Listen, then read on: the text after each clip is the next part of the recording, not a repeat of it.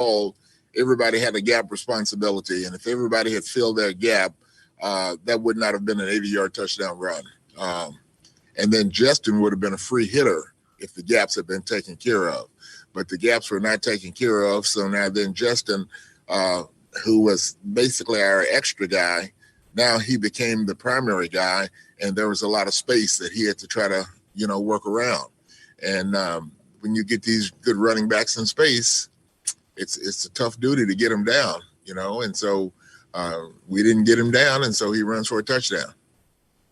Did Akins lose the football in the sun, you think, on the end zone throw to him that hit his shoulder pad? That's what I have to believe, because he's wide open, and he's calling for the ball. And then all of a sudden, as he comes out of the shadow, there's a little shadow in the end zone, but as he's running toward the flag, all right, the sun hits it right in that spot where the ball was. So I think he lost it in the sun. Thank you. Brandon Scott. Hey, good morning, Romeo. Good morning. Hey, so this was the second straight game where the offensive line was basically a net negative for you guys. Where do you think the issue is with the offensive line in these last two games? How much of it would you attribute to maybe a talent discrepancy between what you guys had versus the Colts and the Bears, and how much of it would you say it would have been coaching? Well, they do have a good defensive front. Got to give them a lot of credit because they're long and strong and pretty active, and then sometimes you get bad matchups.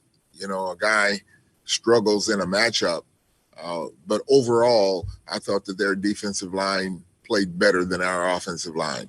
There are one or two individuals who tried to compete, but we didn't compete well enough at all to protect the quarterback or to generate the type of running game we need to generate. Mark Berman. Romeo, Deshaun made it clear yesterday that he wants no reduction in playing time going forward. How do you view that? Because obviously you want to protect him. You don't want him to get hurt. He wants to play. How do you make all that work? We let him play and we protect him as best we can. And then he understands, too, that he is responsible for some of that, because if he holds the ball too long and then he gets hit as a result of holding the ball, then he's got to be willing to get rid of the ball. I know he wants to make every play. He has a lot of weight on his shoulders, and he waits for the guys to come open, and earlier on when he had the guys he was more comfortable with, he kind of knew and anticipated what they were able to do, and then he would be able to get rid of the ball, and a lot of times it turned into big plays for us. But if he has to understand that the guys that he's working with now are not those guys that he used to work with, and so if they're not open, all right, you can't whoosh them open. Then if you have to throw the ball away, and we'll line up and play another down. How do you view the back-to-back sacks, particularly the one that causes safety in those situations? Well, guys got beat pretty quickly.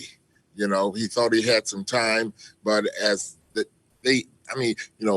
initially, they had made good, solid contact with the rushers, and then one rusher got pushed into another rusher and came off, and Deshaun wasn't expecting him to come off because he thought he had time, and then the guy came off and made the sack, and so some of those kind of things happen. But like I say, that going forward, everybody has to understand we need to protect him. All right, he has to understand that he has some responsibility in protecting himself also. Aaron Reese. Hey, Romeo, kind of along those lines, you've talked about why you are rotating guards, but is there any downside to that or potential downside to that, you think, in terms of just like communication and continuity on the line? And do you think that is costing you at all play to play? There could be some issues. I mean, continuity is a good thing to have, particularly along the offensive line. Those guys, they kind of hang together. They become a group. They become one. And so now then when you rotate in there, you're adding an extra piece. And so sometimes the communication is not as good. Maybe the ability is not as good, and all of those kind of things. And so you have to be cognizant of how the rotation impacts the unit. And you played Brent Quabley yesterday as opposed to Clemente in that rotation. What did you see out of him during practice that made you make that decision, and how do you think he held up in the game? Well, he's a big body, and we wanted a big body in there. And Senio has been battling some injury situations a little bit, so that went into play in us making that change. And I think he started off pretty good in the game. There are some times he got isolated, and it wasn't as good as it needed to be. Cody Davis.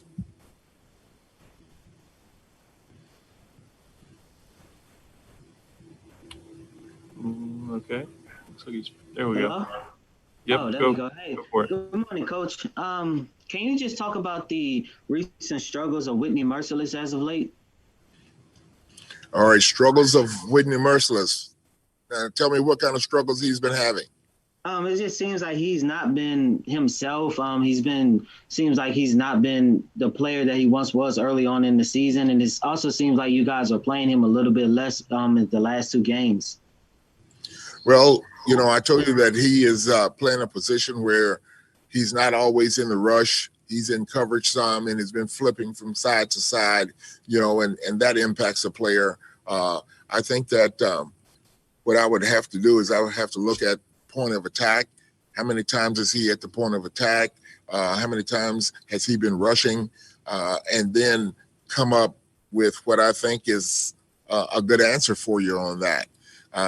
Just outwardly looking, we know what he used to be, and what he used to be was he was rushing all the time, which allowed him the opportunity to become more familiar with the guy that he was going against, because he was going against the same guy all the time, and be able to know what moves he needed to make to impact the quarterback.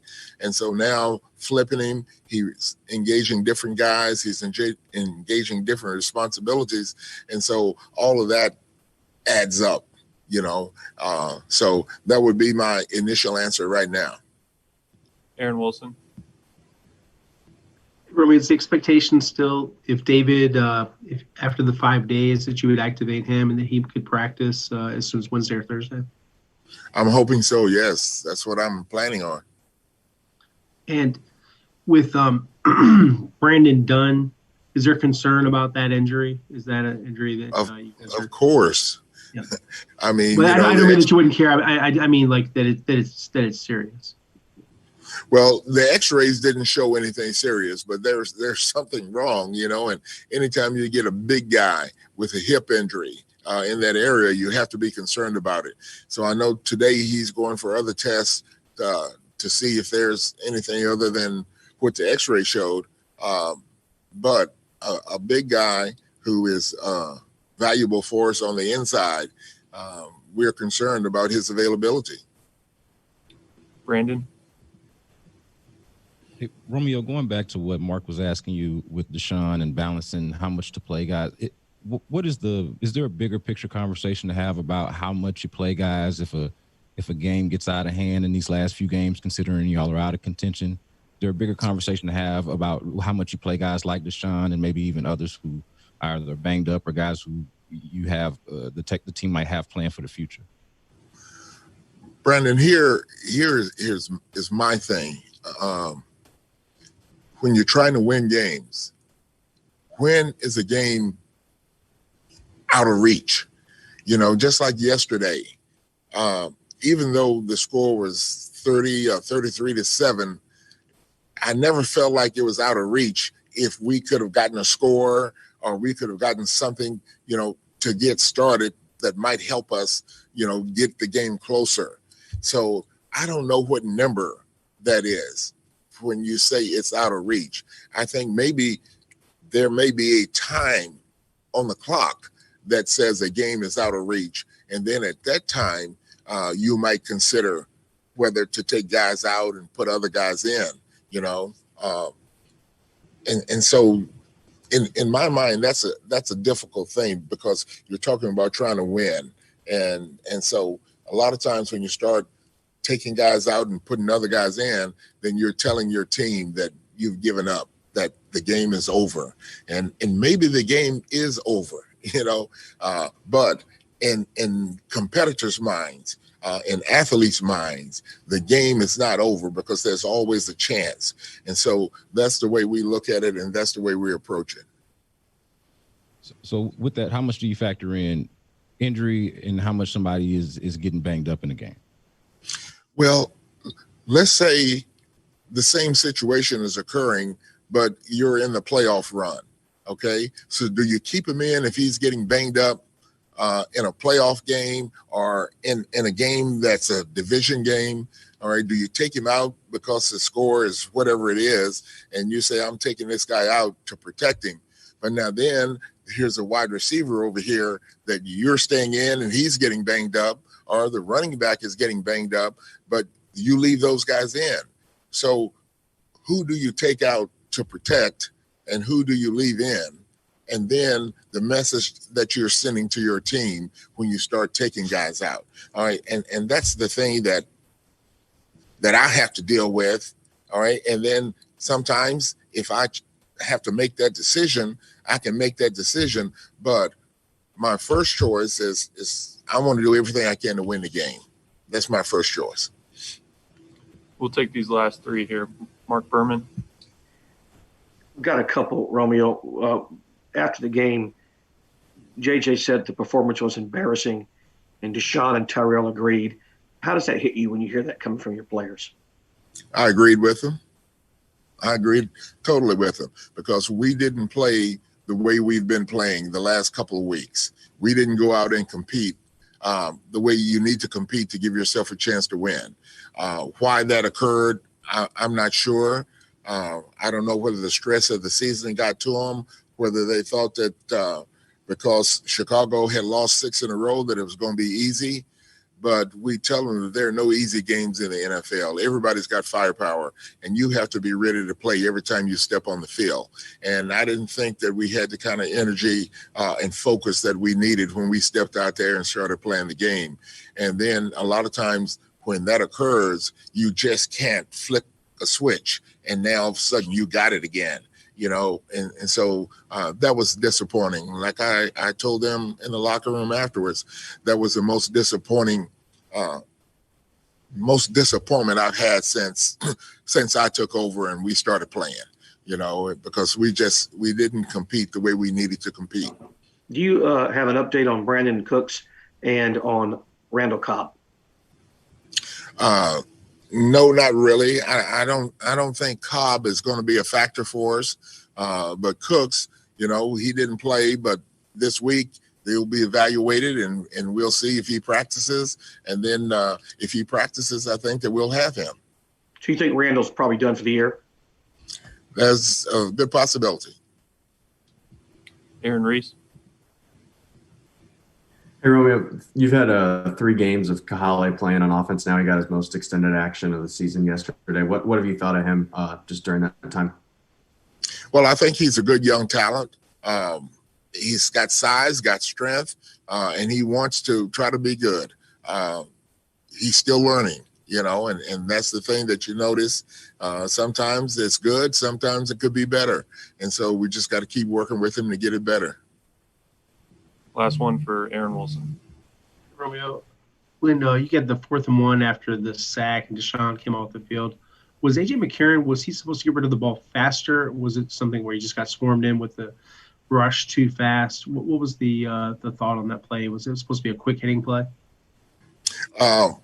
Yes, it came open in the middle. All right, the tight end was coming across in the middle, and we were going to get it to the tight end. But the linebacker who took the back went out, and then they had a scheme where the end of the line guy ended up going with the back. And so now then the linebacker replaced him. And so we lost him in the protection. And then he was the one who came and put the pressure on the quarterback. Last one for you. They kept running a very similar play with the play action fake, and then they would go to the flat with a short throw. As they kept doing that, was there anything that could have been done differently to adapt to that, to adjust with the guys in terms of how they cover or how they come up and attack the play? Yeah, you know what, that play, those plays that they ran, they did a good job of offensing what we've been doing defensively, and so we were getting depth in our drops. All right. Then they saw that, so they were dumping it off to the short guy, and you have to break up and tackle the short guy. The alternative is, instead of getting as much depth in your drop, now you shorten your drop so that you can play the short guy. But the way it was designed, they had a guy short, they had a guy intermediate, and they had a guy deep. All right. So now then, if you shorten your drop to defend the guy in the flat, then the intermediate guy is open, and then they can hit the intermediate guy.